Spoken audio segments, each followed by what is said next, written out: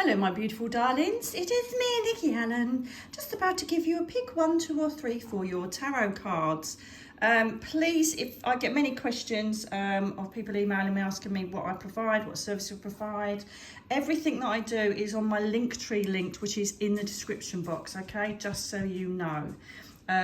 It's really simple, just go into the description box, follow the link, the Linktree link, and that gives you most of my services, courses and products available to help you in your spiritual development. So we've got number 1, we have number 2 and we have number 3. Which card do you feel connected to? Which card do you feel is going to give you your best message today? 1, 2 or 3? Okay, we're going to use fairy tarot cards and I'm going to clarify them with the angel tarot cards. Okay, so let's have a little look and see how we get on. Number 1s, here we go. Okay, you've got the 8 of Autumn. This is a Pentacles card in tarot, so this is all about money. Okay, so this is about a situation that's coming forward in you learning your trade. So something may have come up where you may be wanting to change your work, for instance. You may be wanting to go on a course. You may be thinking of perhaps getting another attribute under your belt to help you get more money in. Could even be a second job here, okay? Learning something new, learning something different, which is absolutely the right way to go at the moment, okay? So if you're thinking of doing something different, it could be on a small level or a huge life-altering level. This is an encouragement to go for this because it appears it will work. Let's just do a little clarifier on that with the little angel cards here.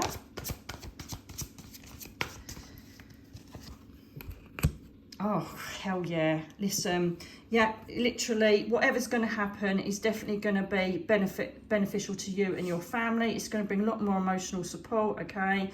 Use your intuition wisely with this situation. If it feels right, do it. Don't just do it for the money. However, I am feeling that there's lots of skill or thinking of, you know, upping your game so that you can make more money. So I would say yes on that one. So well done, number 1s. Number 2. Oh, fantastical! You have a major arcana, the Wheel. Okay, now, this is a fantastic card for you. You may have been waiting for a situation, a person, or whatever it is to come into existence, okay? Or something to finally end and you just be able to start a new era. The Wheel is telling you that this situation is now spun around and is giving you nothing but opportunity. This is a time to grab anything that is offered to you, as long as it isn't a stupid offer. I really want this to be, yay, this is a really good opportunity. I'm going to jump on it because my time is now. You know, this is like the Wheel of Fortune, basically, okay? You could be having just an unexpected win. You could be having an unexpected opportunity that serves you really, really well. I also want to say that with the Wheel, there could be travel involved, so you could win a holiday or you could be going on holiday, or whatever opportunity you've been given involves you traveling to a certain place. I'm really feeling this is more about work, opportunities, money. That's the kind of feeling I'm getting with this out of everything. Let's just check that and see what our lovely cards say with our clarifiers for the Wheel, okay? But it really feels like you may have been dragged along and you're like, God, when is this going to happen? When am I going to get my opportunity? When am I going to get my chance? And this is saying it's here, it's coming, it's now, okay? Some of you, it may be before Crimbo, some of you afterwards. Oh my God, hell yes, you are moving on. You are moving away from all the crap that's taken place in the past, whether it's a personal situation, a person, any trauma from the past, or an old job, or an old way of being. You are moving on to you're moving away from difficult situations now into smoother waters. This is the 6 of Swords. This just says, though, and it doesn't show it here, but obviously you've got a horse in the boat, right? But normally it's swords in the boat, that you have to make sure you leave the past behind, or whatever it is you were connected to behind, and do a clean sheet on this opportunity, all right, or this new thing that's coming.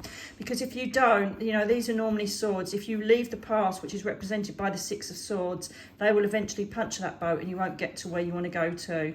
Okay, so let's leave everything behind, clean slate, clean everything and move on, because I'm telling you now, this is your chance to grab hold of opportunities that are going to be so beneficial for you, number 2s. Go for it, all right? No fear with change. Get on it.